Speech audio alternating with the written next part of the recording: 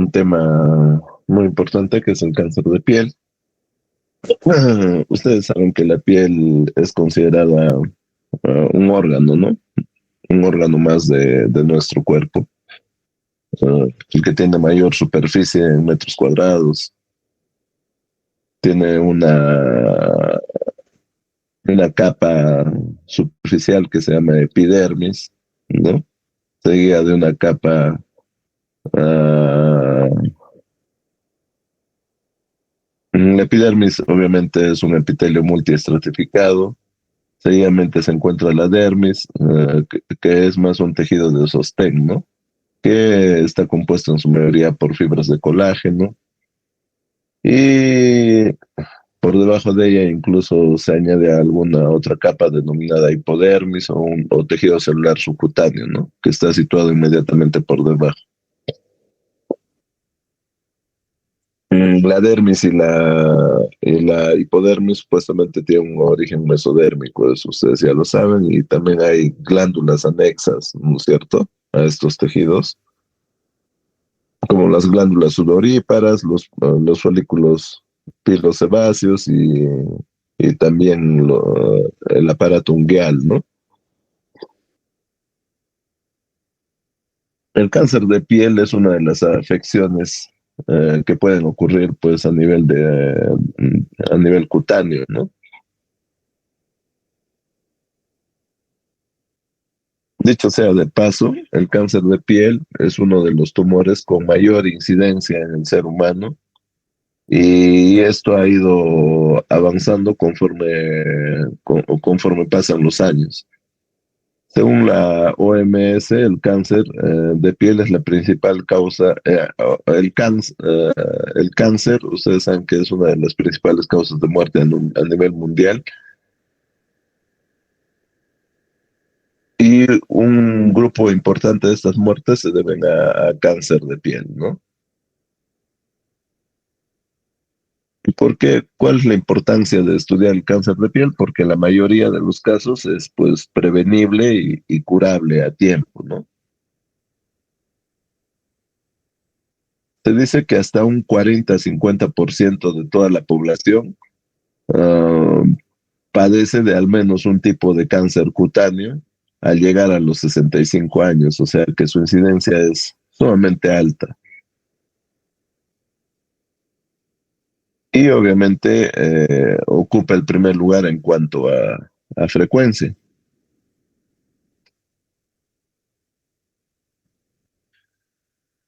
Hay una, hay una clasificación de este cáncer de piel. Las clasificaciones actuales hablan de carcinomas de piel no melanóticos y, cánceres de piel tipo melanoma. Dentro de los cánceres de piel no relacionados a melanoma se encuentran el carcinoma vasocelular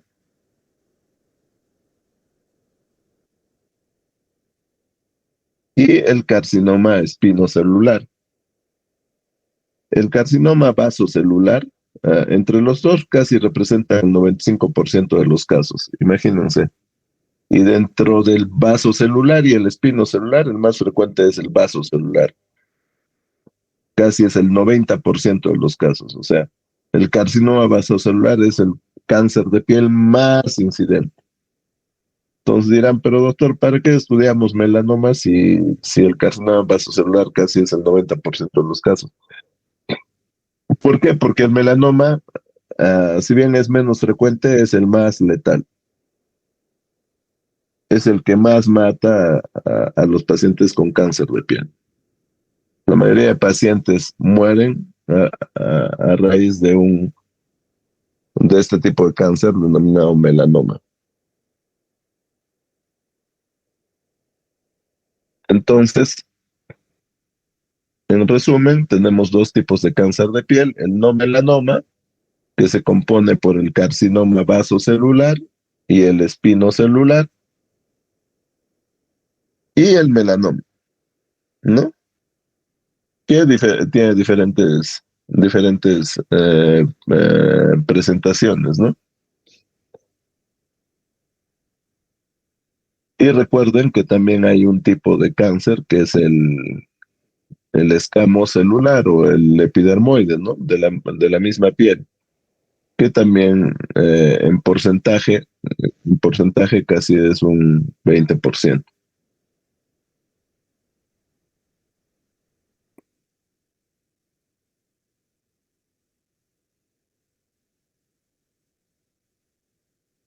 Entonces, el carcinoma vasocelular es la neoplasia de piel más común. Sobre todo afecta a los pacientes con tez blanca. En el 2012, la Sociedad Americana del Cáncer diagnosticó casi 5.4 millones de casos de cáncer de piel no melanoma y 8 de cada 10 casos eran carcinomas vasocelulares. O sea, imagínense la cantidad de pacientes con carcinoma vasocelular. Más o menos su incidencia es de 226 por 100.000 personas año y su prevalencia está en 343 por 100.000 personas año. Tiene una alta incidencia y tiene una alta prevalencia. Factores de riesgo, varios, pero los principales factores de riesgo son estos tres primeros. Rasgos fenotípicos, piel clara, color claro de cabello, pacientes que han estado expuesto a la radiación ultravioleta proveniente de la luz solar, que sobre todo se dice todos los pacientes que durante la infancia han tenido quemaduras solares severas, son esos pacientes los que por encima de los 50 años van a desarrollar carcinomas vasocelulares.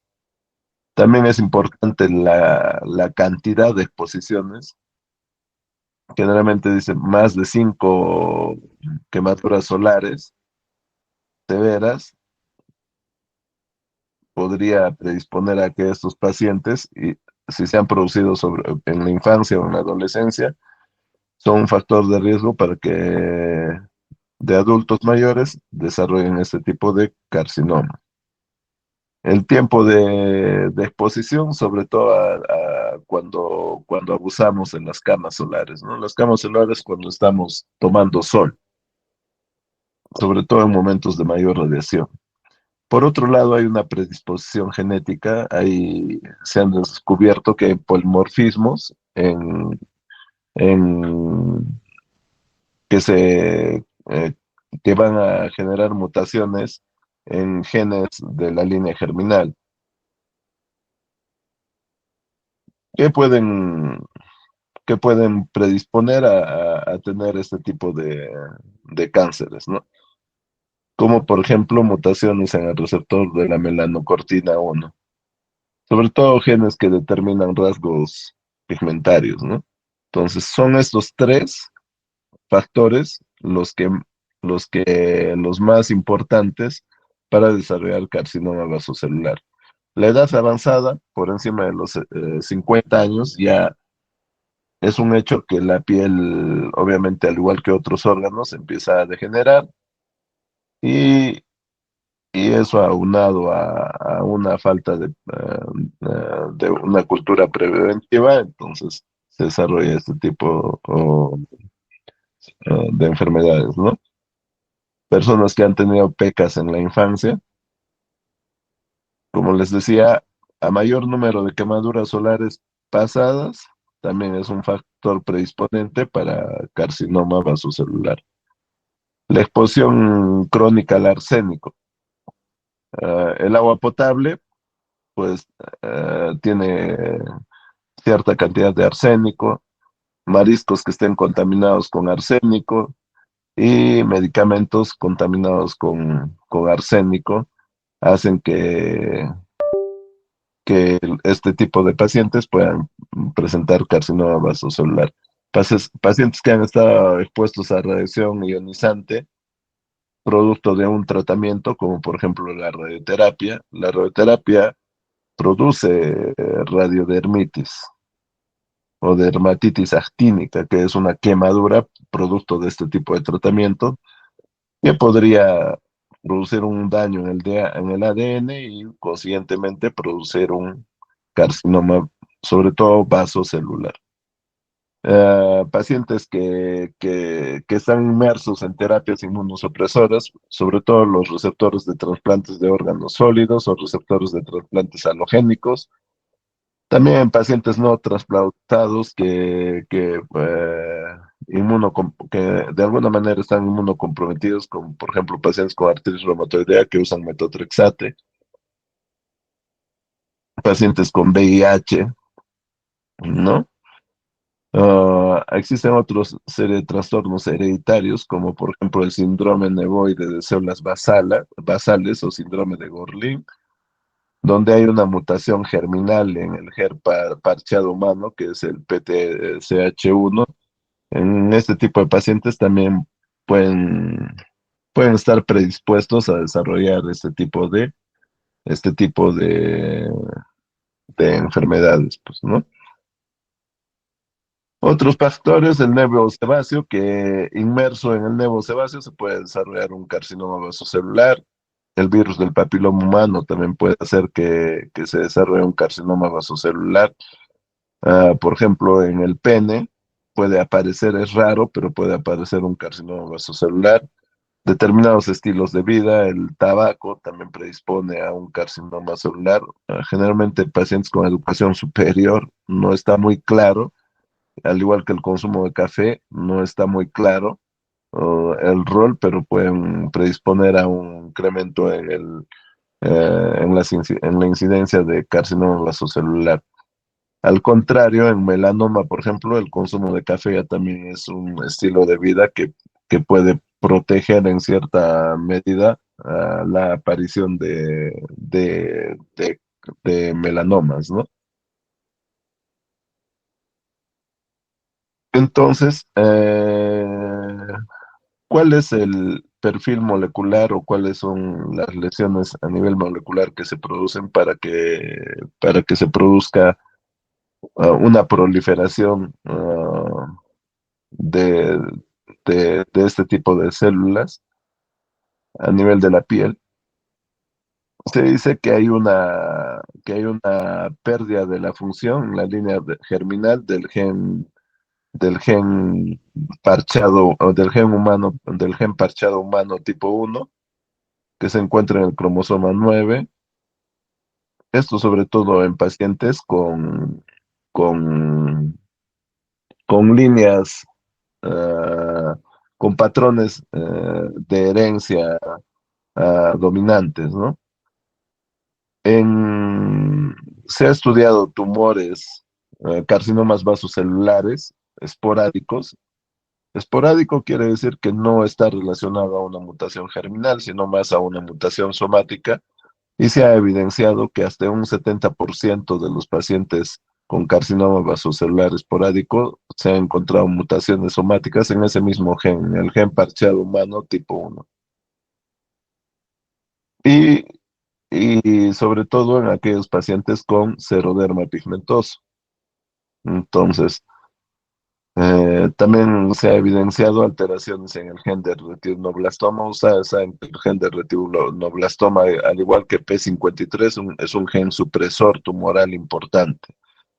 Entonces, si yo tengo una mutación somática en dos puntos del gen, voy a tener, voy a tener una probabilidad de tener carcinoma celular. Si tengo un, un- una mutación somática, pero más una mutación heredada de línea germinal, también voy a tener esa posibilidad eh, de, de tener un carcinoma celular. O también se ha relacionado, todo esto va a producir alteraciones en la vía de señalización, HH, que es una vía de señalización que está relacionado con este gen parchado tipo humano, humano tipo 1, pero todavía el rol no está claro. también se ha visto que sobre todo en pacientes que es raro, generalmente este tipo de lesiones avanzan localmente. Es raro que hagan metástasis, pero en aquellos pacientes que presentan metástasis se ha identificado alteraciones en el gen supresor tumoral P53,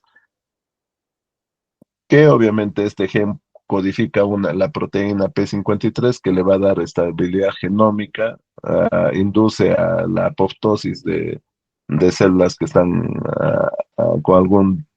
alguna alteración o atipia y promueve la activación y la reparación del ADN. Pero si tenemos un P53 mutado, obviamente la apoptosis va a estar suprimida, va a haber inestabilidad genómica y va a haber una imposibilidad para la reparación del ADN, por tanto va a haber una predisposición a que las células más bien proliferen, ¿no? Porque va a haber un predominio de los genes, de los protoncogenes, ¿no? Entonces, hay una serie de alteraciones a nivel molecular que hacen que se produzca proliferación celular a nivel de la epidermis, ¿no? Entonces, ¿qué estrato es el que está comprometido? Obviamente son el estrato basal, por eso se llama carcinoma vasocelular, ¿no? Que es el estrato más profundo a nivel de la epidermis. Hay una serie, histopatológicamente hablando, estas lesiones pueden adquirir la forma de unos nódulos o hebras de células basaloides atípicas que muestran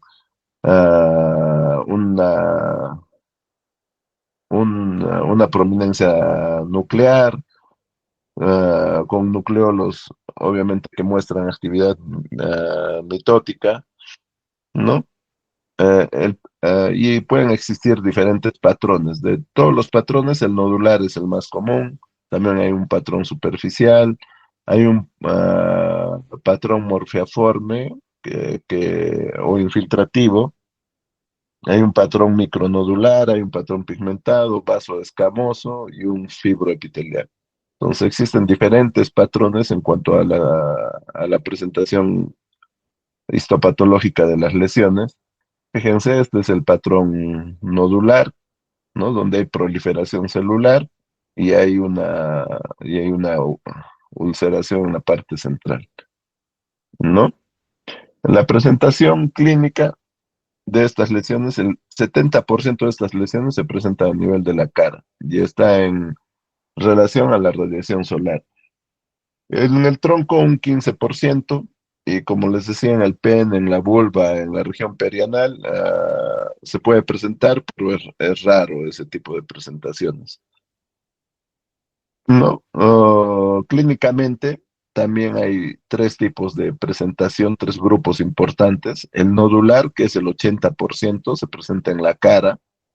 Son lesiones tipo pápula rosadas con una ulceración central que es frecuente. Hay un patrón superficial que se presenta hasta un 15%, es más predominante en hombres que en mujeres. Se va a presentar sobre todo en el tronco, bajo la forma de máculas, manchas o placas delgadas.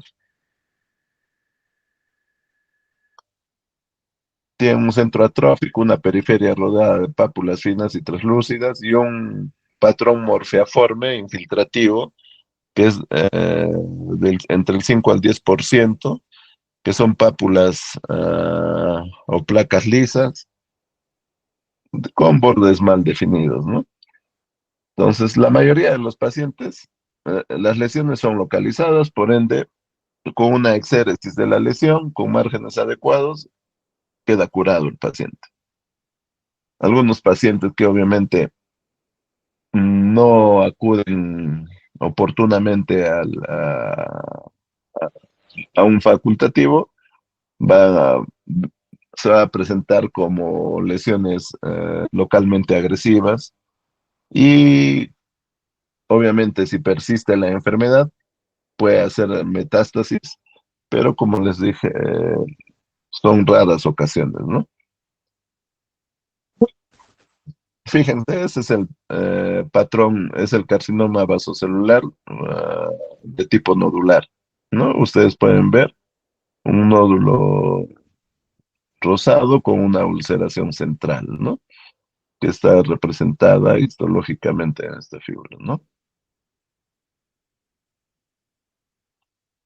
Entonces, muy difícil que se les olvide este patrón nodular, que dicho de sea de paso, la mayoría de los de este tipo de patrones se presenta en la cara. Entonces, ¿es importante el examen clínico? Sí, pero tiene una sensibilidad baja, ¿no? Del 70%, 60, 70%. Si nosotros hacemos un examen clínico apoyados de un dermatoscopio, esta sensibilidad crece a un 91% e incluso la especificidad a un 95%, donde debemos de buscar una falta de red pigmentada, vasijas arborizantes, neozoideos de color gris azulado y obviamente la ulceración. Entonces, el dermatoscopio es un instrumento que generalmente lo usan los dermatólogos para tener un diagnóstico probable, ¿no? ¿Qué nos va a dar el diagnóstico definitivo? Obviamente la biopsia de la lesión. En este caso es la biopsia exéresis de la lesión, ¿no? Con, con márgenes, con márgenes apropiados, obviamente, ¿no? Es el gold estándar. Fíjense, este es el carcinoma vasocelular de tipo destructivo, infiltrativo, ¿no? Que ha afectado casi todo el dorso de la nariz de este paciente, ¿no? Entonces, a veces la exéresis de este tipo de lesiones hace que sean cirugías verdaderamente mutilantes, pues para el paciente, si nosotros queremos sacarlos con bordes de seguridad. Y muchas veces las lesiones pueden ser incluso irresecables, ¿no? Pueden ser irresecables. Con algunos de vuestros compañeros vimos a un paciente, pero no es un carcinoma vasocelular, sino es un carcinoma epidermoide de piel que tiene comprometido la región nasogeniana, ¿no? Incluso ha comprometido parte del dorso de la nariz, donde hay una solución de continuidad a nivel del rostro impresionante, ¿no? Que obviamente es irresecable y, y tenemos que estar con tratamientos de quimioterapia. Y si está localizado, de repente radioterapia, ¿no?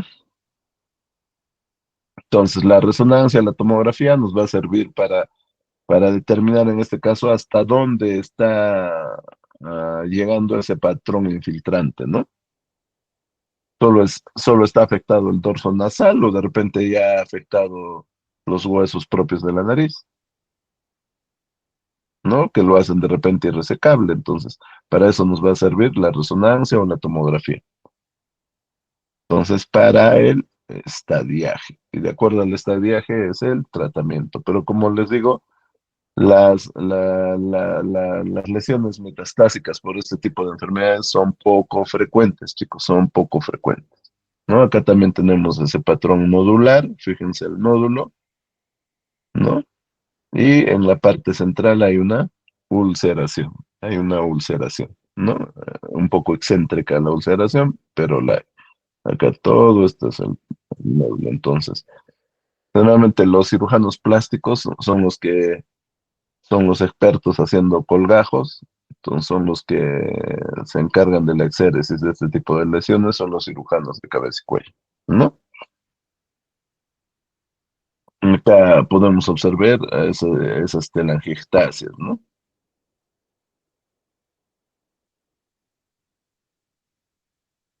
Entonces, la prevención, la protección solar. El protector solar como tal, el protector solar ya sea las pantallas o los bloqueadores solares, con factores de protección, por supuesto, por encima, el factor de protección solar, el FPS, por encima generalmente de 30 por lo menos, nos van a proteger contra queratosis actínica y contra carcinoma de células escamosas, cutáneo. El papel de este tipo de protectores solares no está claro en el carcinoma vasocelular. Es más, hay estudios que dicen que no se ha visto que poniéndose pantallas o protectores solares no va a protegernos contra este tipo de cáncer, como es el carcinoma vasocelular, pero sí contra el carcinoma de células escamosas, que es propio de la piel, ¿no? Que es otro tipo. Entonces, también se ha estudiado quimioprevención con un antiinflamatorio que es el celecoxib a 200 miligramos 2 veces al día por 9 meses, que podría disminuir el riesgo de que un paciente haga carcinoma vasocelular, sobre todo en los pacientes que tienen mucha exposición ocupacional de repente al sol. Es por eso que se incide en los sombreros de ala ancha también. Nuevamente es el carcinoma vasocelular tipo nodular. Entonces, la mayoría de los pacientes viene con lesiones de este tipo, localizadas. Entonces, ¿qué es lo que tenemos que hacer? La exéresis de la lesión. La exéresis de la lesión. Y termina, termina el problema para el paciente. Entonces, la mayoría de los pacientes se van a curar. Entonces, existen varias técnicas quirúrgicas. Una de esas técnicas es la cirugía micrográfica de Mohs, que es una cirugía que consiste en hacerlo en tiempos y mandarlo a anatomía patológica para decidir o no decidir la ampliación de los márgenes, ¿no? La decisión quirúrgica estándar, más o menos el margen de seguridad son 3 milímetros y la radioterapia, sobre todo en lesiones que no son resecables, pues, en lesiones localmente avanzadas que lamentablemente no son resecables. Entonces, la cirugía es el tratamiento estándar para este tipo de lesiones. Si nosotros queremos curar al paciente, cirugía, cirugía. No hay otro no hay otro tipo de tratamiento. Curativo, curativo. Como les decía, en lesiones que no son resecables, la radioterapia. En lesiones, en enfermedad metastásica, podemos utilizar quimioterapia. Quimioterapia, esquemas que se utilizan para cánceres de piel, esquemas en base a platinos, como cisplatino, carboplatino o taxanos, paclitaxel, docetaxel. Entonces, pero como les digo, la mayoría de pacientes caen en la bolsa de la cirugía y muy pocos pacientes hacen metástasis. ¿Por qué? Porque como hemos visto son lesiones localizadas, son lesiones localizadas.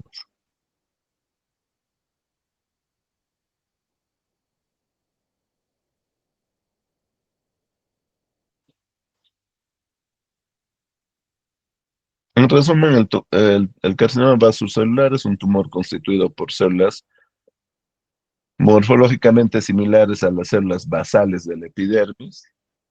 Tiene un crecimiento lento y una capacidad invasiva, o sea, infiltrativa de metástasis, casi eh, de acción más local. Y es el tumor más común en el ser humano.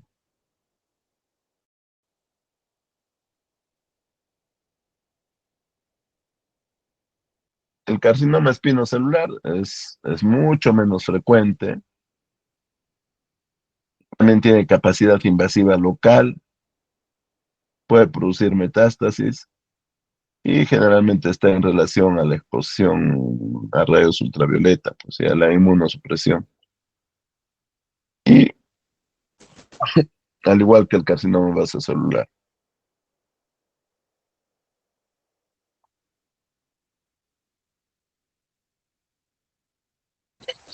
Y el tratamiento del espinocelular es cirugía también, cirugía. Entonces, el vasocelular y el espinocelular son cánceres de piel tipo no melanoma, tipo no melanoma, chicos.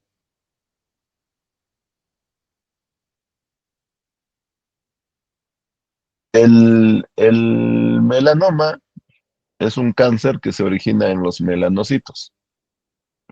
No hay una etiología clara, todas son teorías, pero claramente el melanoma está en relación a la exposición solar. Es el cáncer más agresivo de piel y el que más metástasis produce. El 90% de estos cánceres de tipo melanoma se producen en la piel. Pero ustedes saben que hay una piel modificada que se puede encontrar en el ojo, hasta un 5%, a nivel de la piel modificada del intestino, hasta un 1,3%, o de la cavidad oral, hasta un 1,3%, pero casi la mayoría se localizan a nivel de la piel.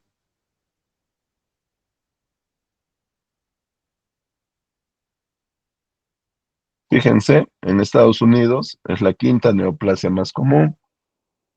Obviamente, al igual que casi todas las neoplasias, la edad viene a ser un factor de riesgo que hace que incremente este tipo de enfermedades.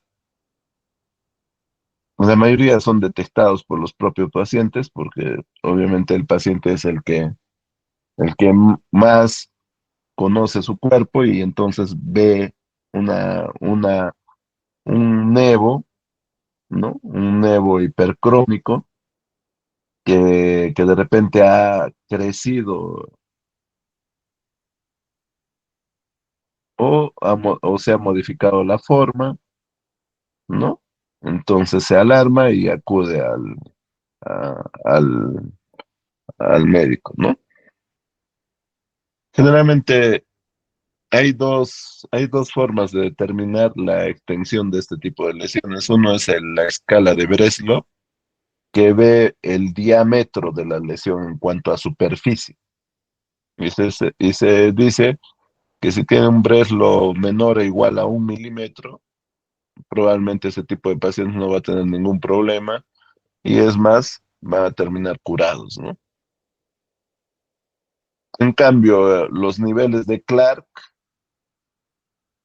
nos miden cuán profundo ha avanzado la enfermedad a lo largo de las diferentes partes de la piel, ¿no? Y hablamos de los niveles de Clark. Entonces,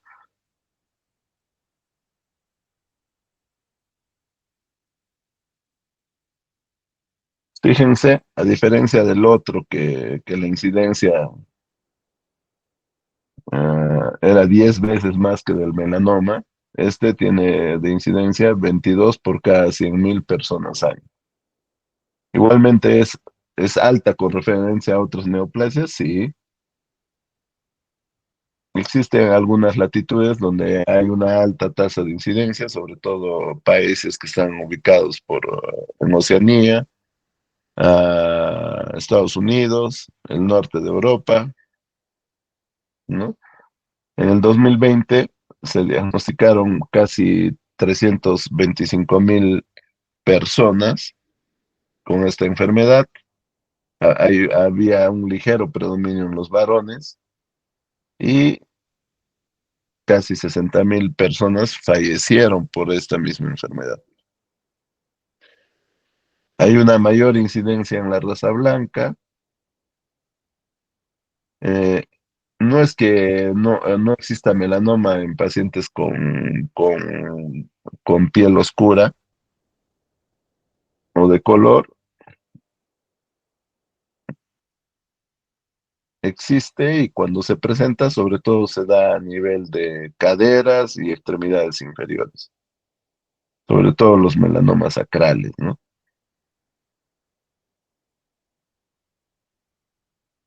En los blancos no hispanos está relacionado a mayor exposición a radiación ultravioleta y generalmente estar más cerca a la línea ecuatorial, porque obviamente ustedes saben que los países que están en esa latitud, próximos a la línea ecuatorial, hay una mayor radiación solar. Entonces, ese tipo de piel de tez blanca es la que tiene una mayor predisposición, ¿no? Generalmente este tipo de enfermedad está muy relacionado a la radiación solar ultravioleta. No se ha podido detectar, determinar directamente, pero sí hay estudios que avalan esta relación indirecta entre la radiación ultravioleta y la presentación de melanoma maligno, ¿no? Por ejemplo, se ha demostrado que que personas con exposición prolongada o repetida a la luz solar intensa tienen tasas más altas de este tipo de cáncer, que como los dije es el cáncer de piel más agresivo que tenemos.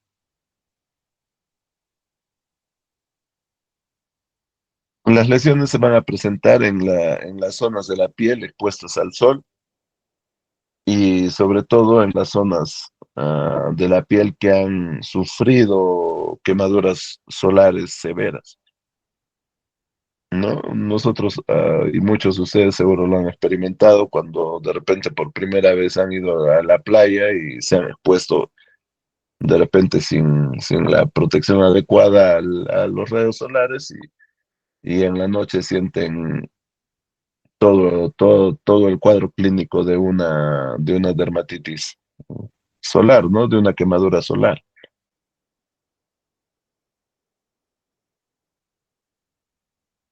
A mayor penetración de estos rayos ultravioleta en la piel, obviamente va a haber un mayor riesgo. Como les decía, hay mayor riesgo, sobre todo y a las personas que están en latitudes cercanas a la línea ecuatorial, tienen mayor predisposición a tener este tipo de enfermedades. La radiación ultravioleta de tipo B está más relacionado a melanoma que la radiación ultravioleta de tipo A. Ambas van a incidir sobre, sobre, sobre la presentación de melanoma, pero sobre todo la radiación ultravioleta de tipo B.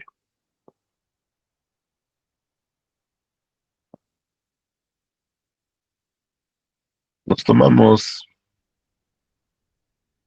10 minutos, chicos, para que se hidraten y volvemos. Sí, doctor, está bien.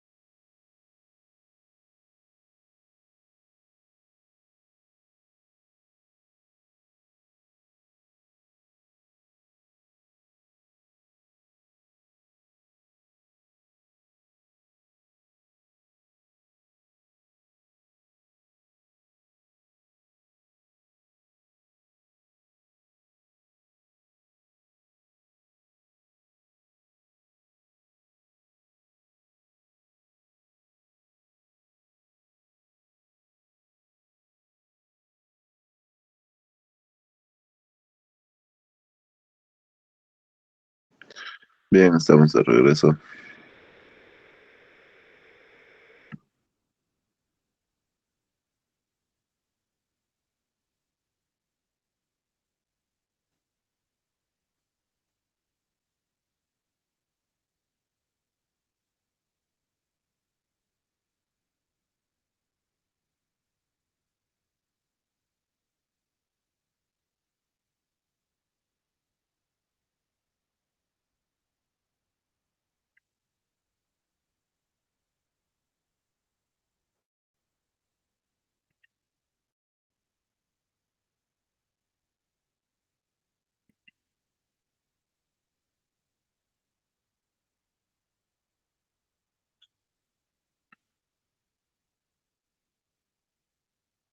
¿Se ve la pantalla, por favor?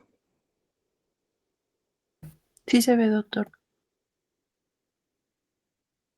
Entonces, cuando hablamos de melanoma cutáneo, no estamos hablando al melanoma que se origina específicamente a nivel de la piel, ¿ya? El melanoma uveal es a nivel ocular y de las mucosas, obviamente en las mucosas, ¿no? Ya sea en la cavidad oral o en la cavidad o en la mucosa de los intestinos.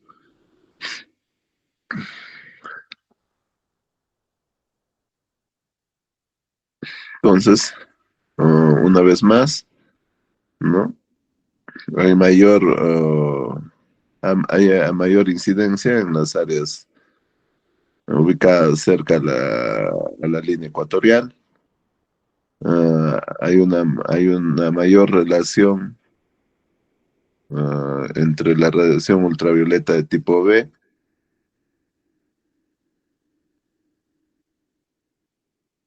para la generación de este tipo de cánceres.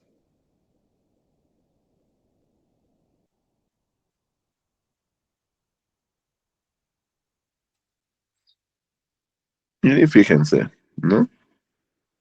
Son lesiones de bordes irregulares, mayores obviamente a 5 milímetros, de evolución crónica, que aumenta de diámetro, ¿no? Que son algunas características de este tipo de lesiones, ¿no? Hay dos vías que tratan de explicar el por qué se produce este tipo de cáncer. Una es la vía independiente de la melanina, que está más asociado a un daño directo del DNA, inducido por las radiaciones ultravioleta de tipo B, que básicamente produce transiciones de citosina a timina, o sea, altera los codones del ADN, ¿no? Esa tripleta de bases nitrogenadas que forman los codones, generando ciclobutano pirimidina, que finalmente es el que produce esa transición de citosina a timina. Y hay otra vía que es dependiente del pigmento, y esto es iniciada por la radiación ultravioleta de tipo A, que genera ese ciclo butano-pirimidina, pero a nivel de los melanocitos. Entonces, eso se ha asociado con daño oxidativo indirecto del ADN en los melanocitos y básicamente estas serían las dos causas por las que se produce la mutagénesis del ADN de los melanocitos que termina en proliferación celular, inmortalidad, inhibición de la apoptosis, ¿no? ¿Y qué factores son importantes en cuanto a esa exposición solar? Una exposición intensa e intermitente al sol, quemaduras solares severas, como ya habíamos hablado, áreas expuestas al sol solo esporádicamente, espalda en hombres, piernas en las mujeres, una exposición temprana al sol, sobre todo en el periodo de la infancia, Cinco, más quemaduras solares graves en la niñez o en la adolescencia, que podría aumentar en 2 veces el riesgo de padecer este tipo de cáncer, llamado melanoma. Y la exposición a soralenos o terapia ultravioleta de tipo A, sobre todo en pacientes con psoriasis, pueden tener un mayor riesgo de desarrollar melanoma.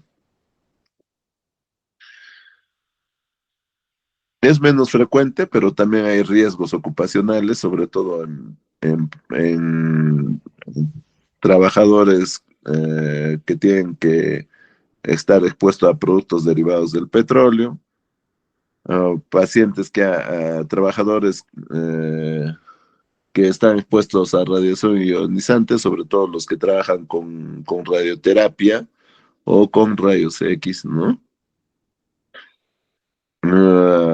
Trabajadores que trabajan con selenio,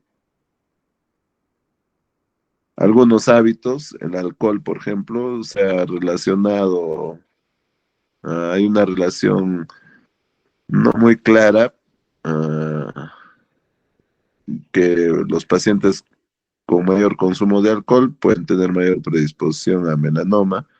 El café es un factor protector. El consumo de jugos de frutos cítricos también se ha relacionado con mayor predisposición a tener melanoma. El tabaco, los anticonceptivos orales o la terapia o la hormonoterapia posmenopáusica también se ha relacionado con aumento en el riesgo de padecer melanoma. Hay algunas enfermedades que pueden tener una mayor predisposición a tener melanoma, por ejemplo, el Parkinson, la endometriosis y historia de cáncer de próstata. Este tipo de pacientes pueden tener mayor predisposición a tener cáncer, a melanoma.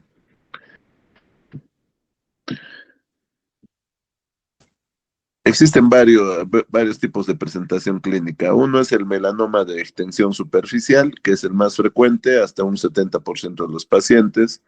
Son tumores superficiales de 1 milímetro de grosor y tiene una predilección por la espalda en los hombres y las extremidades inferiores en mujeres, que son zonas poco expuestas al sol, en realidad. Hay un melanoma nodular, un 15 a 30%, que se puede presentar bajo la forma de pápulas o nódulos polipoides. Tiene una pigmentación oscura, un color uniforme y la mayoría tienen más de 2 milímetros de espesor al diagnóstico. Hay otro tipo de presentación que es el melanoma léntigo maligno en un 10 a 15% de los pacientes y el melanoma acral lentiginoso, ¿no? Entonces, estas son las formas más importantes en que se va a presentar el melanoma. El más frecuente, el melanoma de extensión superficial, 70%. Son tumores superficiales. ¿Qué tipo de pacientes son los que están más predispuestos a tener este tipo de enfermedad? Pacientes de tez blanca, ¿no? Piel blanca, cabello obviamente claro. Pacientes que tienen más de 50 nevos melanocíticos también tienen mayor riesgo, o sea, el número de nevos que tiene mi paciente puede hacer que yo sospeche que este paciente pueda tener una mayor predisposición a tener melanoma, ¿no? Examinamos la piel y encontramos más de 50 nevos melanocíticos. En algunos estudios incluso dicen más de 25 y ya tienen un riesgo elevado de presentar melanoma. Presencia de nevos melanocíticos grandes o atípicos, ¿no? Bordes irregulares, etcétera. Nevos con un gran diámetro, bordes irregulares o múltiples colores, ¿no? Entonces, para este tipo de lesiones vamos a hacer un examen visual bajo los criterios del ABCD, ¿no? A de asimetría, B de bordes irregulares, C de color abigarrado, o sea, diferentes tipos de color, el D de diámetro, un diámetro más de 6 milímetros, que, y la evolución de la lesión, ¿no? Una lesión que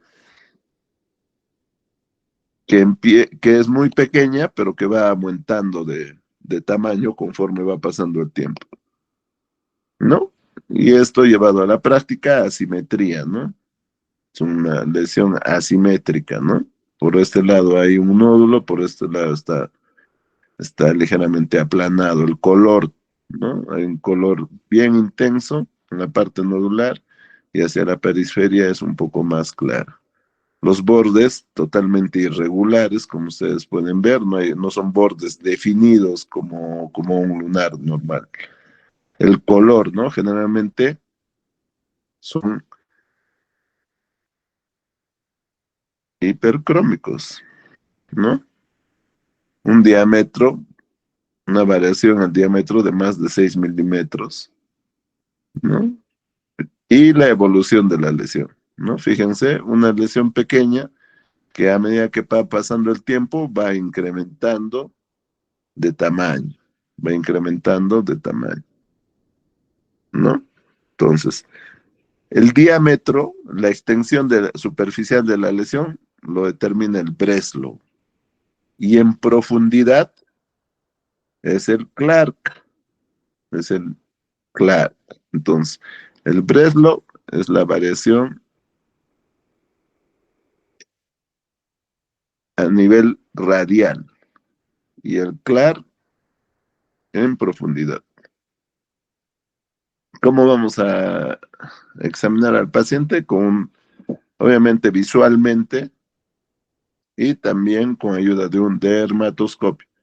Existe una serie de características que se pueden evaluar a través del dermatoscopio. No lo vamos a realizar porque no es de nuestro interés, ya cuando sean dermatólogos o oncólogos, entonces profundizarán esas características. Lo cierto es que una vez que yo tengo este tipo de lesiones, lo que tengo que hacer es una biopsia escisional, es decir, voy a retirar toda la lesión y voy a ver qué pasa. Voy a esperar la anatomía patológica y obviamente en la congelación me tienen que decir que los bordes son negativos para que yo esté seguro que ese paciente no tengo que reintervenirlo, ¿no? Para eso es la biopsia de congelación. Y obviamente para que me confirmen si este es un melanoma maligno o no. Entonces, la biopsia es el gold estándar para el diagnóstico de estas enfermedades, como en todos los tipos de cáncer. La biopsia, chicos. Si bien es cierto, la dermatoscopía tiene una alta sensibilidad y especificidad, aún siendo la dermatoscopía positiva, no exime a ese paciente de que tenga que hacerle una biopsia.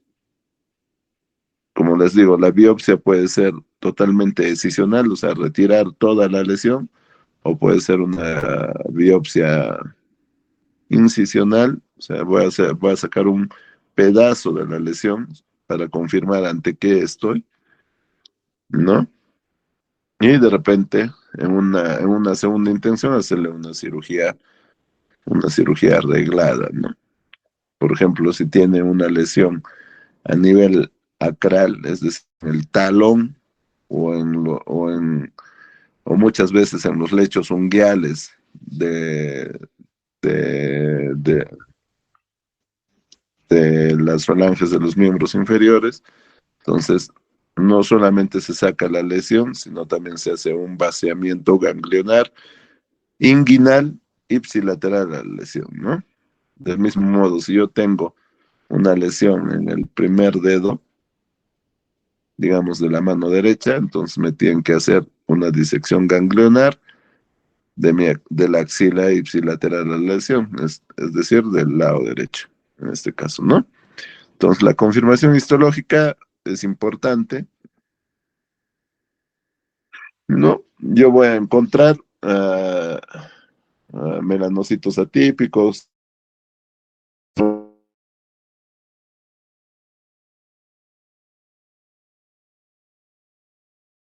que un melanoma maligno, ¿no? Eso es visualizando morfológicamente a través del microscopio las células, ¿no? Las características de esos melanocitos. Para disminuir la subjetividad, yo puedo confirmar mi diagnóstico haciendo uso de inmunohistoquímica y los marcadores S100, SOF10 o MARTE1 van a ser positivos. Si salen positivos, ya está confirmado mi diagnóstico con un método que no es subjetivo, porque yo no estoy observando, sino es un método mucho más objetivo porque he hecho interactuar anticuerpos contra antígenos presentes en los melanocitos. Y finalmente, si ese paciente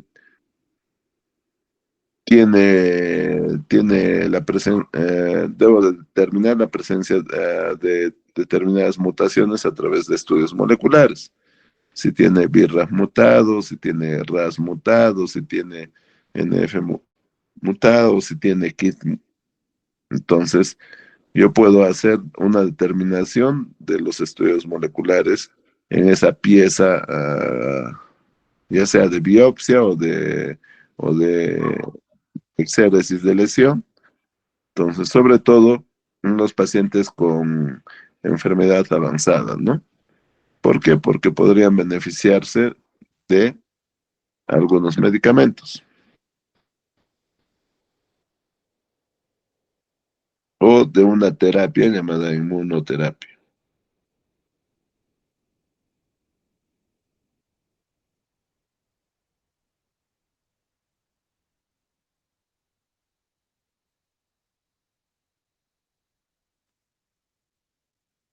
Entonces, una vez más, piel con pigmentación clara,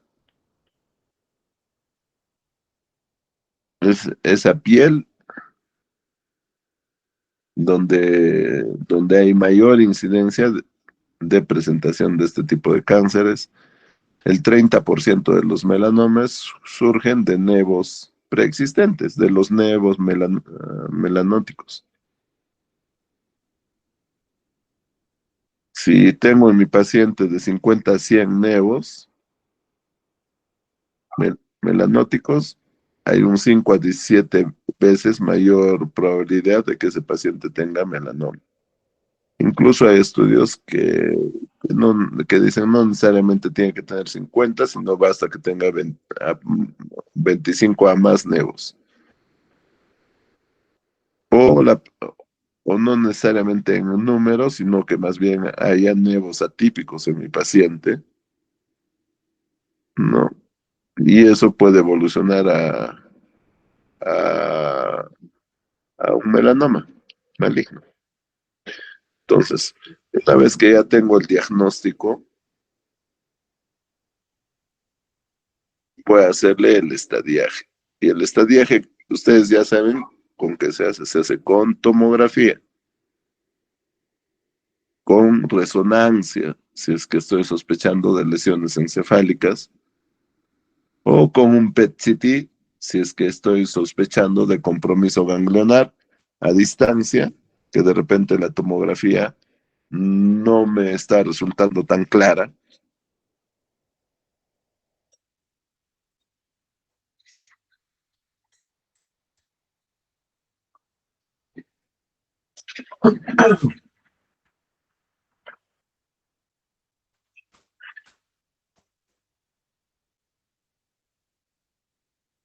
Un minuto, por favor.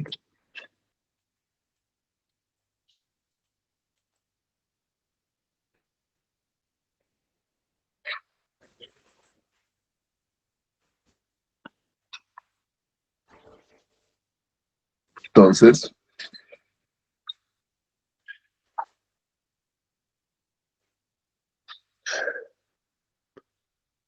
voy a tener pacientes desde el estadio clínico 1 hasta el estadio clínico 4. Estadio clínico 4 cuando tienen compromiso ganglionar, o metástasis a distancia, o ganglionar a distancia, ¿no? Entonces, obviamente la sobrevida es directamente proporcional al estadio clínico, ¿no? Estadios clínicos más tempranos, los pacientes probablemente se curen y estén más del 90% vivos a 5 años, ¿no? A diferencia de estadios avanzados, donde probablemente a los 2 años la mayoría de pacientes ya han fallecido, lamentablemente. Entonces, fíjense lo que les decía, ¿no? El incremento de tamaño radial lo evalúa el Breslow. El incremento de la profundidad de la lesión lo evalúa el Clark, que son criterios que en realidad ya no se usan mucho incluso. Entonces, fíjense, cuanto más profundo llega la lesión, va a haber una mayor exposición y un mayor contacto, sobre todo a vasos sanguíneos y a vasos linfáticos. Es por eso la importancia de la detección temprana de este tipo de lesiones, porque yo puedo tener una lesión muy pequeña radialmente en la superficie, pero de repente en profundidad ha alcanzado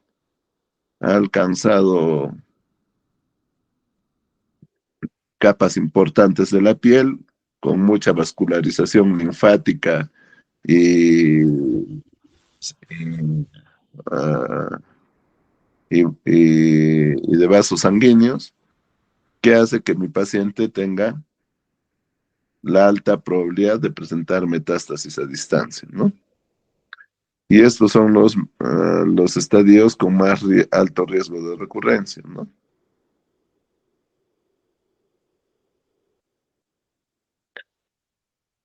Obviamente, todo está relacionado sobre todo con la profundidad de la lesión, ¿no? O el compromiso ganglionar.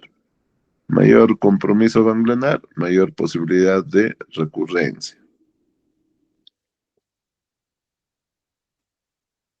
Fíjense, este es un PET-CT, la imagen no se ve muy clara, pero ustedes pueden ver, esta es una tomografía y acá ya se ha fusionado las imágenes, ¿no? Con, con el radiotrazador que se, que se usa, que es fluorodesoxiglucosa, podemos ver el gran compromiso hepático que tiene el paciente, pero también hay un compromiso ganglionar, ¿no? Hay un compromiso ganglionar mediastinal, ganglionar retroperitoneal, incluso ilíaco importante, ¿no? Entonces, un PET-CT sobre todo me ayuda a determinar metástasis ganglionar que de repente está en duda en la tomografía. Esta es otra tomografía de un paciente con un melanoma lamentablemente avanzado. Este tipo de metástasis son las metástasis producidas por el melanoma, son lesiones hiperdensas, ¿no? En este caso, en ambos campos pulmonares, obviamente irresecables. Entonces, ¿qué es lo que, qué es lo que determina el tratamiento del paciente? La determinación de las mutaciones de BRAF, BRAF B600E sobre todo. Entonces,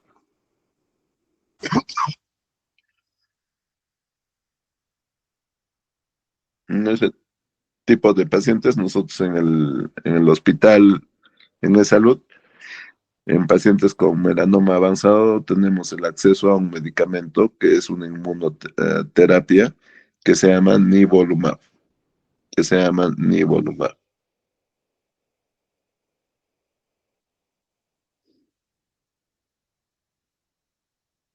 Si el paciente tiene mutación en BRAF,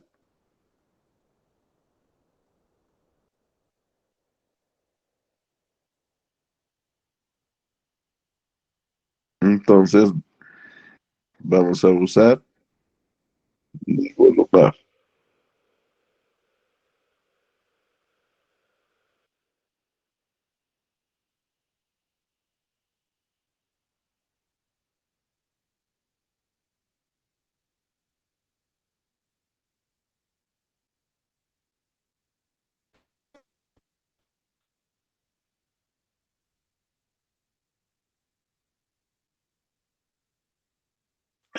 Si fuera una metástasis única, entonces le hago PET-CT, confirmo que sea única, de repente puede ir a una metastasectomía, ¿no? Ese paciente.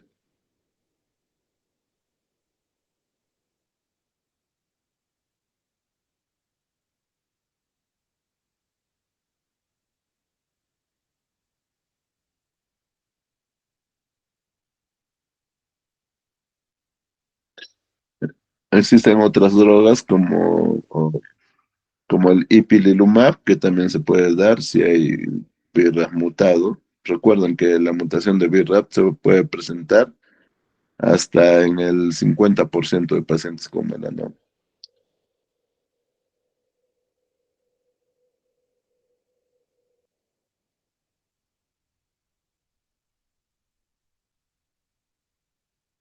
Si progresa esa terapia, puede utilizar pembrolizumab más lenvatinib, etcétera. Entonces, pero le dé lo que le dé, hasta el momento no hay cura.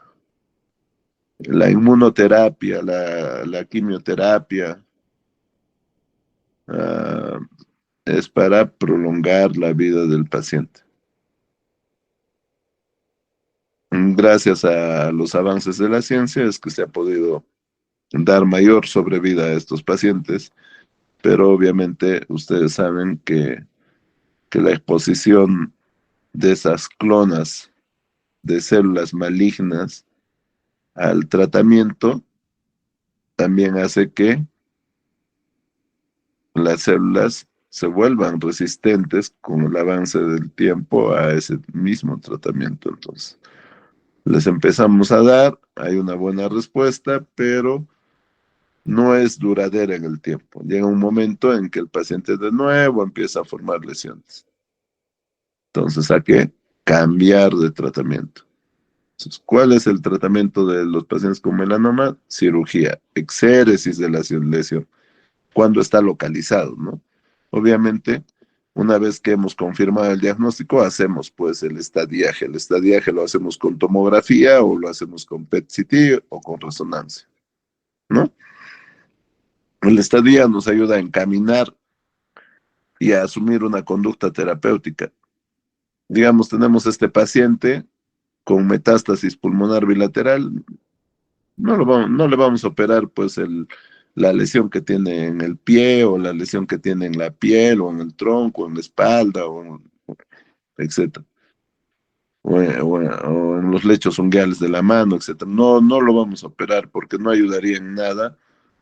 Más bien retrasaríamos el tiempo de iniciar un tratamiento sistémico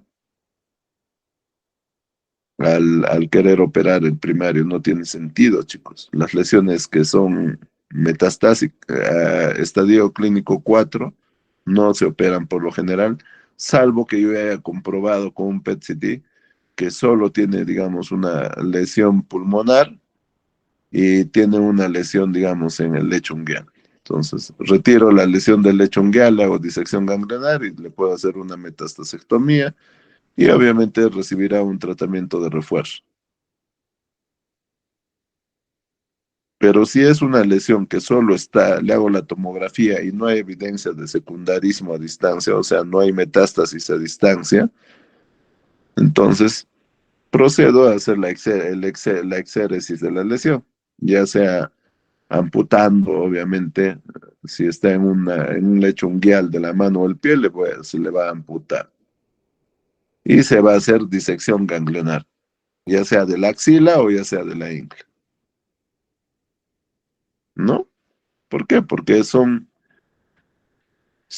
el drenaje linfático que puede hacer que la enfermedad ubicada a nivel acral, ya sea en los lechos unguiales del pie o de la mano, puedan migrar hacia la región axilar. Entonces se hace un basamiento ganglionar axilar y vamos a determinar, ¿no? Si hay enfermedad o no hay enfermedad, y de acuerdo a eso se estadia y vemos si necesita algún tipo de tratamiento de refuerzo. Entonces, lo curativo es la exéresis de la lesión. Quimioterapia, cuando la enfermedad es sistémica, damos una droga que se llama dacarbazina, ¿no? Pero como les decía, también tenemos acceso a inmunoterapia, a nivolumab. tenemos acceso a nivolumab, pero hay otros tipos de inmunoterapia, ¿no? Como el ipilimumab,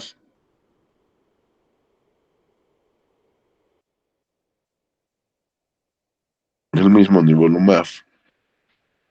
En conclusión, a manera de resumen, el 40-50% de los pacientes con carcinoma vasocelular va a desarrollar otra lesión en 5 años. O sea, es alto. O sea, si digamos tengo una lesión en la cara, me operan, a los 5 años muy probablemente desarrolle otra lesión en alguna otra parte del cuerpo. Factores de riesgo, ¿no? Sobre todo la exposición a radiación ultravioleta para melanoma, también se da en los casos de cánceres no relacionados a melanoma. Fototipos cutáneos claros, o sea, tez blanca. Hay un, hay un índice, el de Fitzpatrick, del 1 al 3 son esos fototipos cutáneos que están más predispuestos a este tipo de cánceres. Antecedentes de quemaduras solares en la infancia, también lo hemos visto. Inmunosupresión, sobre todo a carcinoma vasocelular, ¿no? VIH a espinocelular, sobre todo. Mutaciones genéticas, sobre todo en las historias familiares de melanomas cutáneos, ¿no? Las células afectadas en el carcinoma vascular son las células basales de la epidermis, ¿no? Hay un crecimiento lento, las metástasis son tan raras, chicos, que ni siquiera les tomamos, casi les pedimos exámenes de estadiaje, tomografía, pero a un melanoma, obviamente que sí le tengo que pedir una tomografía porque es sumamente invasivo. Los subtipos que lo hemos hablado, y las alteraciones moleculares, sobre todo en la vía de, de HH, ¿no? Que es la vía de FG Hub, ¿no? Donde hay alteraciones en el gen parchado humano tipo 1. El espinocelular, su origen está en los queratinocitos de la capa espinosa. Está relacionado también a la exposición al virus del papiloma humano, cicatrices crónicas o la presencia de queratosis actínicas. Puede hacer metástasis en 2 a 5% de los casos, sobre todo a ganglios regionales. Y hay una sobreexpresión de P53 y del receptor del factor de crecimiento epidérmico, ¿no? El melanoma, la célula que está afectada son los melanocitos, la célula típica. Hay una proliferación indiscriminada de melanocitos que ya saben que se puede producir por esa acción directa de los rayos ultravioleta de tipo B, ¿no? Y en realidad el pronóstico va a depender del índice de Breslow y de la ulceración. Las mutaciones clave, la mutación de BRAF B600C, que se presenta en el 50% de los casos. Si el paciente tiene esta mutación, voy a hacer uso de inmunoterapia, nivolumab, ipilimumab. También pueden presentar mutaciones en NRAS, en KIT, en NF1, ¿no? Las lesiones son particulares en cada una de ellas, ¿no? La lesión de melanoma es totalmente diferente a la del carcinoma vasocelular y ustedes lo han visto en las imágenes, ¿no? El más frecuente del carcinoma vasocelular es ese nódulo perlado con telangiectasias y con una úlcera central, ¿no? El espinocelular generalmente es una lesión ulcerada o costrosa. La dermatoscopía, hemos visto qué características, algunas características que no hemos mencionado, acá se muestran. como les digo, eso, si son dermatólogos, lo tendrían que saber. Y para todos los tipos, ya sean no melanomas o melanomas, la biopsia es lo más importante, chicos, porque la biopsia me va a permitir confirmar el diagnóstico. Entonces, yo tendría que tener una biopsia para decidir una conducta terapéutica en el paciente. Y el estadiaje, sobre todo el estadiaje va a ser importante en el caso del melanoma, porque hemos visto que es sumamente agresivo, ¿no? A diferencia de los cánceres de piel tipo no melanoma, como el vaso celular o el espinocelular, que muy raramente presentan metástasis, ¿no? Entonces,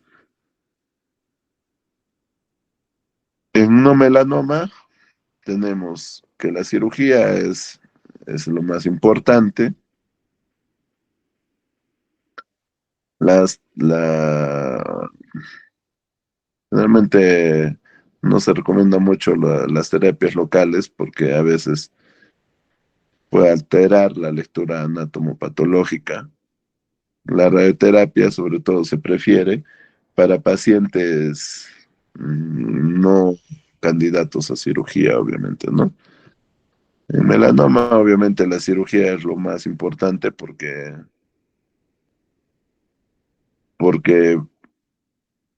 es curativa, siempre acompañado de una biopsia de ganglio centinela o de un vaciamiento ganglionar si hay sospecha por imágenes de compromiso ganglionar. Y las terapias a nivel sistémico, antiguamente solo teníamos quimioterapia, una de las quimioterapias pues, más usados es la carbacina, actualmente está en desuso la quimioterapia. La inmunoterapia con anticuerpos anti-PD1 como pembrolizumab, nivolumab, que se utiliza sobre todo si hay mutación de BRAF, pero también tenemos medicación para ver si, sobre todo si en pacientes con mutación de MEG. Prevención, no olvidar la fotoprotección, sobre todo usar protectores solares con protección, factor de protección solar mayor a 30, ropa protectora. Recuerden que en el carcinoma vasocelular no tiene mayor preponderancia el hecho de usar fotoprotección, sobre todo protector solar, porque no se ha demostrado científicamente, pero sí disminuye el riesgo de cáncer de piel de tipo epidermoide, no el carcinoma vasocelular. La ropa protectora parece que tiene un rol importante y evitar el sol entre las 10 y las 4 de la tarde, ¿no? El autoexamen de piel lunar, si yo tengo muchos lunares, debería ir siquiera una vez al año a hacer una evaluación con el dermatólogo, ¿no? Y, y también ver la evolución de mis lunares, ¿no? Si son pequeños de bordes irregulares y con el tiempo están incrementando de tamaños, están siendo más irregulares, tengo que sospechar y ir y hacerme una biopsia, ¿no? Evitar cámaras de bronceado y chequeos anuales.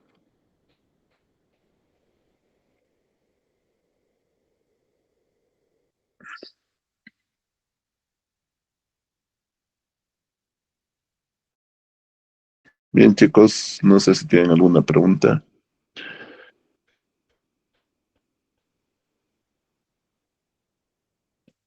Araceli, ¿cuándo termina el semestre? Doctor, buenas noches. La última subida de notas. La-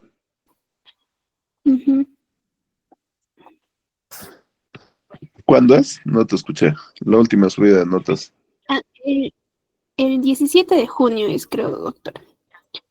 No sé si lo amplíen, pero sí es hasta el 17 de 17. junio. Ya, yo creo que todavía tenemos bastante tiempo como para acabar casi todo. Ah, una cosa que quería decirles es, yo pienso que el tercer examen deberían darlo presencial. Todos están aprobados, yo creo que nadie va a jalar, así es que para que vean, para que vean, porque chicos, cuando ustedes egresen de la universidad, sus exámenes van a ser presenciales, ya no van a ser virtuales, ningún examen. El examen del ENAM es presencial, todos los exámenes son presenciales. El examen no es difícil, yo nunca les pongo. Habrá una, dos preguntas difíciles, pero de ahí la mayoría es casi todo lo que hemos hecho.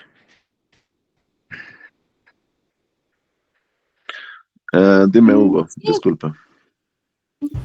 Ah, sí, otra noche, tengo una consulta. Alguna vez escuché que el melanoma que se le planta el pie tiene peor pronóstico.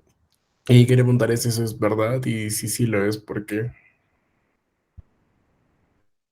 Mm, generalmente los melanomas que más tenemos nosotros en el hospital son melanomas acrales, se le llama a esos melanomas de la planta del pie. Y generalmente son de peor pronóstico porque tienen mutación de KIT. No tienen tanto la mutación de BRAF como para usar, digamos, nivolumab o ipilimumab.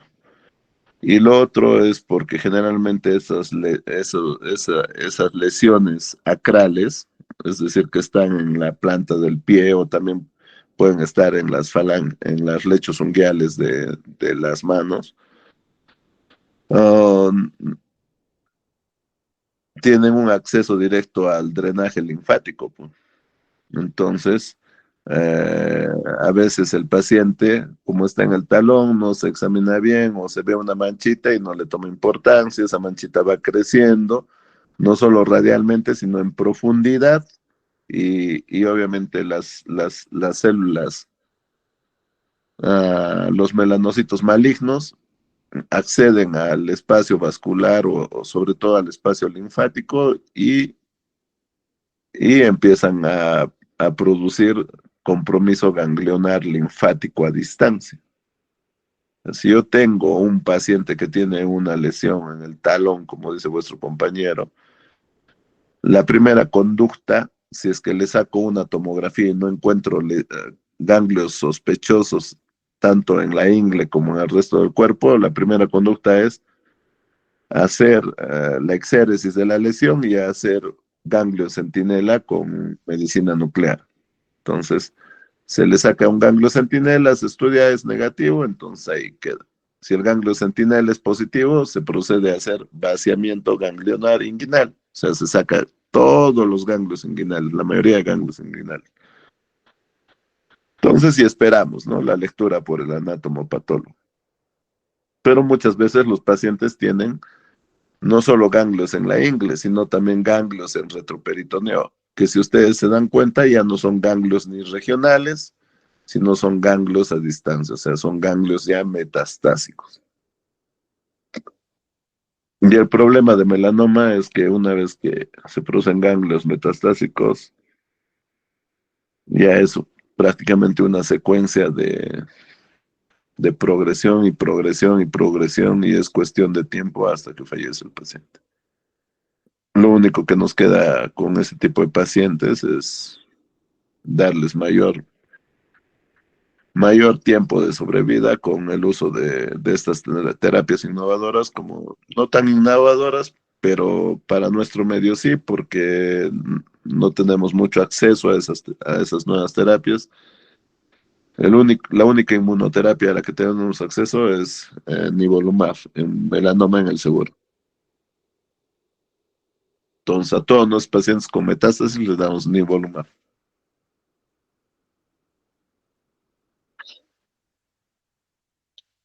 Gracias, doctor.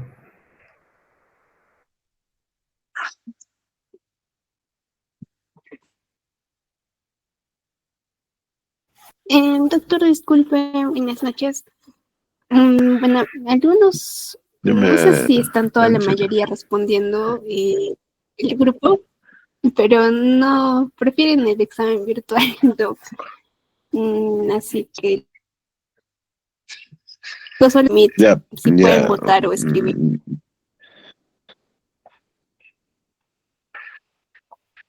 ¿Por qué tienen miedo? Si igual lo estamos más fácil todavía, si dan presencial. Piénsenlo, chicos. Doctor, Me dicen en una semana. ya está bien, doctor. Le comunico entonces.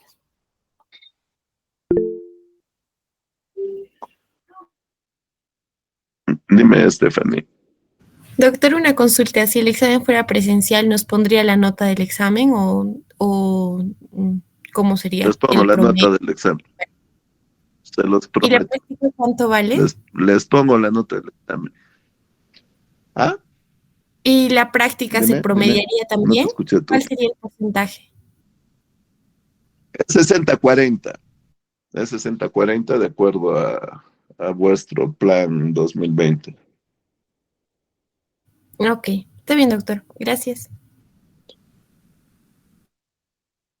Les pongo, si tienen 20, les pongo 20. Y les tomo más fácil todavía. Pero ya piénsenlo, ustedes me responden a la siguiente igual.